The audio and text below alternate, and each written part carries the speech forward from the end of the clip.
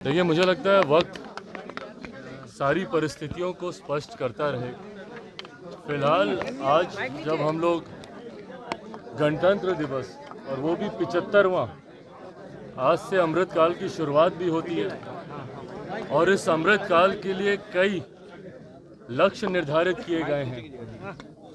उम्मीद ही नहीं, पूरा विश्वास है।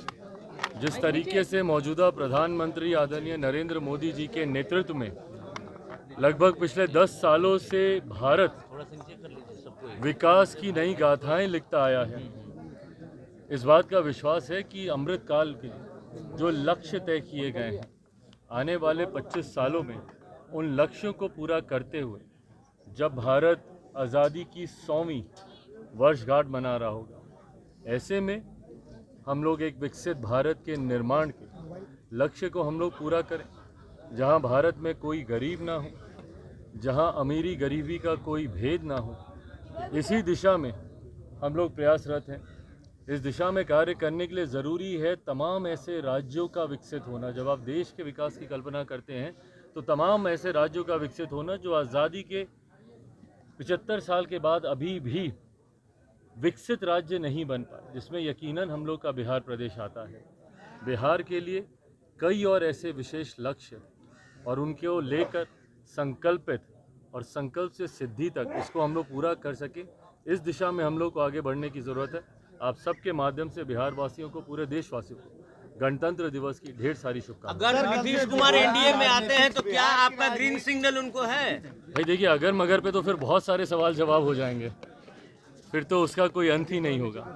पर जैसा मैंने कल भी इस बात को मैंने कहा था कि भारतीय जनता पार्टी के शीर्ष नेतृत्व से मेरी बातचीत चल रही है और मुझे लगता है सही समय आने पर तमाम प्रश्नों के जवाब दिए जाएंगे। चिराग जी, आप जा रहे हैं दिल्ली? आज मैं दिल्ली जा रहा हूँ। अमित शाह ने बुलाया है। आज मैं दिल्ली जा रहा हूँ और जैसा मैंने कहा कि भाजपा के शीर्ष नेतृत्व से मेरी बातचीत चल रही है, उसी क्रम को आगे बढ़ाने के सिलसिले में आज वैसे हमको जाना था, कर्पूरी धाम हमको जाना था। जिस तरीके से कर्पूरी ठाकुर जी को देश का सर्वोच्च सम्मान दिया गया है, जो बिहार वासियों की, देशवासियों की, हम लोगों की लंबे समय से मांग थी, उम्मीद थी, वो सपना आज हम लोग का पूरा हुआ है। ऐसे में मैं चाहता था कि उनकी उस पावन धरती पर जाकर उनको मैं नमन करूं। आज कार्यक्रम था वहाँ का, सीतामढ़ी जाना था। मेरे लिए सौभाग्य की बात है कि अयोध्या से भगवान राम के दर्शन करके आया और मैं हमेशा कहता हूँ और मैं मानता हूँ कि उतना ही भव्य सीता माता का मंदिर सीतामढ़ी में भी बनना चाहिए और जो कोई अयोध्या जाए भगवान राम का आशीर्वाद लेने, वो माता सीता का दर्शन करने भी आए, तो वहाँ पर भी मुझे जाना था। बट कुछ दिनों के लिए ये कार्यक्रम पोस्टपोन किया गया है, राजनीतिक सरगर्मियों को ही। नीतीश को आपने तीसरे नंबर पे पहुंचा दिया, नीतीश को तीसरे नंबर पे पहुंचा दिया। नीतीश कुमार आपके एक्सेप्टेबल है? लगातार आपने उनका विरोध किया है कभी न कभी। देखिए, मैंने कल रात से मैं इसी बात को दोहरा रहा हूँ। राजनीतिक परिस्थितियों पे लोक जनशक्ति पार्टी रामविलास की नज़र पूरी तरीके से बनी हुई है।